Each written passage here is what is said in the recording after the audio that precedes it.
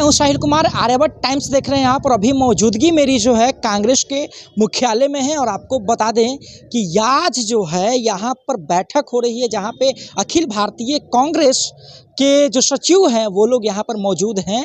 और आपको बता दें कि अभी जो है यहाँ पे जितने लोग हैं, जिस प्रकार से भारत के भाजपा जो पार्टी है, भारतीय जनता पार्टी के जो राष्ट्रीय अध्यक्ष जयप्रकाश नड्डा के द्वारा जो पत्र लिखा गया मल्लिकार्जुन खड़गे को, क्या कुछ है जिस प्रकार से कहा गया कि राहुल गांधी जो है मतलब कि वो एक फेल्ड प्रोडक्ट हैं और उन्हें जो है पॉलिश कर करके मल्लिकार्जुन खड़गे चलाना चाह रहे हैं। उस बात को लेकर क्या कुछ कहते हैं कांग्रेस के समर्थक, जरा सुनिए। स्वागत है आपका, क्या नाम हुआ आपका? सागर कुमार श्रीवास्तव नाम हुआ मेरा। एक बात बताइए आप कि जैसे ही भाजपा के राष्ट्रीय अध्यक्ष जयप्रकाश नड्डा ने मल्लिकार्जुन खड़गे जी के पत्र का जवाब देते हुए एक पत्र लिखा, जो कि अभी कांग्रेस के राष्ट्रीय अध्यक्ष हैं, कि क्यों आप फेल्ड प्रोडक्ट यानी कि राहुल गांधी को बताए फेल्ड प्रोडक्ट, उसको आप बार बार पॉलिश करके चलाने का प्रयास कर रहे हैं। वो नहीं है, राजनीति से नहीं संबंध रखता। सबसे पहले तो उनका नाम जो है जगत प्रकाश नड्डा नहीं है, झूठ का अड्डा जगत प्रकाश नड्डा, ठीक है। दूसरी चीज, आप जो बोलते हैं कि पॉलिश और प्रोडक्ट किसको बोलते हैं, पॉलिश किसको बोलते हैं? 5 बार के सांसद को अगर आप प्रोडक्ट बोल रहे हैं, अपने काबिलियत से वो चुन के आए हैं और वो प्रोडक्ट नहीं है। अगर वो 5 बार के सांसद पे आप अगर इस टाइप का पॉलिसी और लांछन लगा रहे हैं, तो कहीं ना कहीं जगत प्रकाश नड्डा जी, झूठ का अड्डा जगत प्रकाश नड्डा जी अपने आप पे आप क्वेश्चन उठा रहे हैं। राहुल गांधी को आतंकवादी भी बोला गया। आतंकवादी कौन है वो भी दिख रहा है, किसकी मानसिकता आतंकवादी है। अब लोकतंत्र में व्यक्तिगत तौर पे कोई बात, अगर एलओपी है, लीडर ऑफ अपोजिशन है, लोकतंत्र में व्यक्तिगत तौर पे वो अपनी बात रखते तो आतंकवादी हैं। हाँ, हम बताते हैं आतंकवाद क्या है। उनके दादी को मारा गया आतंकवादी के दौरा, उनके पिताजी को मारा गया आतंकवादी के दौरा। और जो लोग आज बोल रहे हैं, कहीं ना कहीं उनकी मानसिकता है गोडसे के वंशजों की मानसिकता ही आतंकवादी वाली है।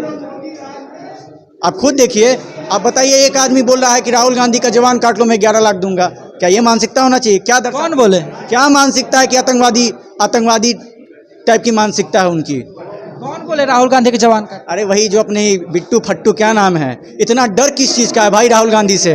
अपने उनके आका डरे हुए, इनकी डर बौखलाहट बता रही है कि ये लोग कितने डरे हुए हैं। एक हाफ टी शर्ट वाले से कितने डरे हुए हैं ये लोग। रोनित सिंह बिट्टू जो हैं, उन्होंने जो बयान दिया उसके बाद बिहार आप लोगों ने उसका जो है विरोध प्रदर्शन किया और कहा कि उन्हें पार्टी से निकाल देने की बात कही जाए। तो बिहार भाजपा के प्रदेश अध्यक्ष कह रहे हैं कि हम भी इस बात पर अटल हैं। क्या कह रहे हैं कि सबको निकाल दें? हाँ, जब उसको बोल दे रहे हैं तो बिल्कुल निकालना चाहिए। अब आप जान से मारने की किसी की धमकी दीजिएगा? गायकवाड़ हो गए, एक शिवसेना के जो एमएलए हैं, जान से मारने का आतंकवादी अब लगा दीजिएगा। तो प्रताप सिन्हा क्या है, मैं आपसे पूछना चाहता हूँ। प्रताप सिन्हा क्या है जो 20 सदन में अपने पास पे घुसवा कर स्मोक फायर करवाता है संसद में? तो प्रताप सिन्हा आतंकवादी है? मैं पूछ रहा हूं भाजपा के प्रदेश अध्यक्ष से, प्रताप सिन्हा आतंकवादी है? आप एक्सेप्ट करते हैं? इस तरह का बयानबाजी नहीं होना चाहिए। क्या राहुल गांधी ने कभी बोला कि प्रताप सिन्हा आतंकवादी है, या कांग्रेस के किसी नेता ने बोला कि प्रताप सिन्हा आतंकवादी है? क्या था एक बहस, एक सवाल पे लीडर ऑफ अपोजिशन सवाल पूछते हैं, उन पे इनकी इतनी खलबलाहट मच जाती है। इतना डर और खौफ क्यों है भाई? मैं ये पूछना चाहता हूँ कि आप अनर्गल बयान देने पर ताजुब हो चुके हैं। मैं ये पूछना चाहता हूं कि क्यों इतना राहुल गांधी से डर है आपको? अगर बात आप अनर्गल बयान की करते हैं, तो भाजपा के द्वारा जो पत्र जारी किया गया है उसमें लिखा गया है कि नरेंद्र मोदी को कहा गया कि संसद में आपको डंडे से पीटना चाहिए। उन्हें जो है देशद्रोही कहा गया, आदिवासी कहते हैं, ओबीसी का चोर कहा गया। तो इस प्रकार की बात प्रधानमंत्री के लिए कहना भी बिल्कुल है। आप प्रधानमंत्री नरेंद्र मोदी ओबीसी कब हुए हैं? क्या वो जन्म से ओबीसी थे? 2001 में बताया कि हम ओबीसी हैं, संसद में बोले मैं ओबीसी हूं। दूसरी चीज बोलते हैं, ये बात नहीं है कि सदन में उनको कहा गया था कि डंडे से मारेंगे। ये कहे थे राहुल गांधी जी का पूरे वक्तव्य। आप लोग से भी यही दिक्कत है, यही शिकायत होती है, पूरे वक्तव्य को नहीं करते हैं। हमारे जेपी नड्डा का जो पत्र लिखे, नेता जेपी नड्डा झूठ का अड्डा। पहले मेरी बात सुनिए। राहुल गांधी जी ने कहा था कि देश के युवाओं नरेंद्र मोदी को डंडे से मारेंगे। जो छलावा उन्होंने 2 करोड़ रोजगार के नाम पे किया था, ये नहीं कहा था कि संसद में डंडे से मारेंगे। उनकी तो बुनियादी झूठ पे चलती है, भाजपा की बुनियादी झूठ पे चलती है, बड़का झूठा पार्टी की। लगातार कह रहे हैं कि जिस प्रकार से जो है नरेंद्र मोदी जी को जलील किया जाता है वो भी कतई ठीक नहीं है। उसके बाद वो कह रहे हैं कि जिस देश का नमक खाते हैं राहुल गांधी, बाहर जाते हैं उसी देश की बेइज्जती करते हैं कि यहाँ पे ये नहीं है, यहाँ पर ये नहीं है। बिल्कुल। अब आपके देश में आपकी बेटी और बहन को नंगा घुमाया जाएगा और सवाल जब पूछा जाएगा विदेश में, तो कहेगा नहीं, नंगा तो घूमी नहीं है मणिपुर में, बेटी का तो रेप ही नहीं हुआ है। बलात्कारी सजा मिल गया है।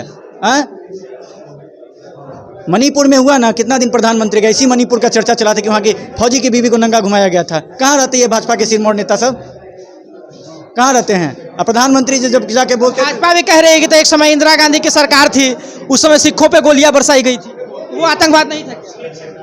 सुनिए, भाजपा बहुत कुछ कहती है, ठीक है, सिखों पे गोलियां बरसाई गई थी। गोधरा का बात उठाते नहीं है ये लोग, थोड़ा गोधरा का भी कांड उठा लिया करे, गोधरा का भी बात ये लोग कर लिया करे। सिखों पे तो ठीक है, समझ में आपका बात एकदम कथाकथी हम सुन लिए, कभी गोधरा पे चर्चा क्यों नहीं करते ये लोग? पूछेंगे गोधरा पे? कभी नहीं पूछेंगे ये लोग। ये लोग बस झूठ का काम करते हैं, फरेब का काम करते हैं, कभी ये बोल के, कभी वो बोल के, कभी राहुल गांधी जी को बदनाम करने के लिए जितना कुछ हो सके वही लोग पूरा काम करते हैं।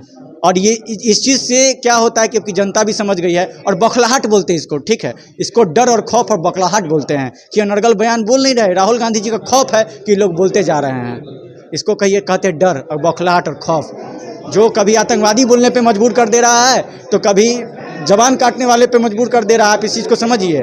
400 का सपना टूटा है तो आप इस चीज़ से समझ सकते हैं। मोदी जी तो बयान में भी कह रहे थे कि कांग्रेस हमको समझ ही नहीं पाई। 400 तो हम नारा ना दिए थे, प्रात कितना कही तो हम नहीं बताए थे। मोदी जी कहे कि कांग्रेस इसी में फंसी रह गई कि बस जो है भाजपा को 400 के पार नहीं जाना है, वो जितने पर कभी ध्यान नहीं दी। आप एक बात बताइए, मोदी जी बहुत कुछ कहते हैं, मन मतवाला है, ठीक है, मन मतवाला है, मोदी जी भी मन मतवाले हैं एकदम। 400 पार बोले थे, अब की बार 400 पार, ठीक है, पूरा जी जार लगा। एक बात बताइए, उनके एक सांसद थे, ठीक है, बोले थे कि 400 पार हो जाएगा, शायद थोड़ा नाम बिसर रहे होंगे एक सांसद का, तो संविधान बदल देंगे। तो ये 400 पार का इंक्रीजिंग जो हुआ था और जो 400 पार का बात चला था, उनके सांसद द्वारा ही पता चला था कि 400 पार होगा तो संविधान बदलेगा। हम लोग तो सही में नारा समझ रहे थे, ये उनके सांसद ही, उनके अपने घर की ही बात है। हमारे यहाँ कहा जाता है घर की भेदी लंका ढाए, तो उनके अपने ही लोग सारी बात वक्तव्य में रखते हैं। हम लोग का तो ऐसा कोई रोल नहीं होता है। हम लोग तो पूरी ईमानदारी, हमारी पार्टी पूरी ईमानदारी से, हमारे नेता पूरी ईमानदारी से, जिस तरह भारत जोड़ो यात्रा और भारत जोड़ो न्याय यात्रा में हर वर्ग के लोगों से मिले, हर वर्ग के लोगों का समस्या जाना, हर वर्ग के पीड़ितों का समस्या जाना। आपने देखा हर वर्ग के लोगों से कैसे मिल रहे थे, गले लगा रहे थे। एक भारत जोड़ो यात्रा में रोकने के लिए लोग कितना न प्रयास। अभी आप सुन रहे थे कांग्रेस के समर्थक को, जिन्होंने उल्टा जो है विपक्ष यानी कि भाजपा पे जो है तंज कसते हुए कहा है कि भाजपा के पास जो है अब कोई चीज़ बच नहीं गया है। वो राहुल गांधी से इतना डर गया है कि उन पे अनर्गल बनर्गल बातें कर रहे हैं। कोई आतंकवादी कह रहा है, कोई जीव काटने पर 11 लाख का इनाम दे रहा है। इस प्रकार की चीज़ केवल और केवल भाजपा ही कर सकती है। धन्यवाद। इसी प्रकार के खबरों के लिए आर्यभट्ट टाइम्स के साथ बने रहे। साहिल कुमार की रिपोर्ट पटना से।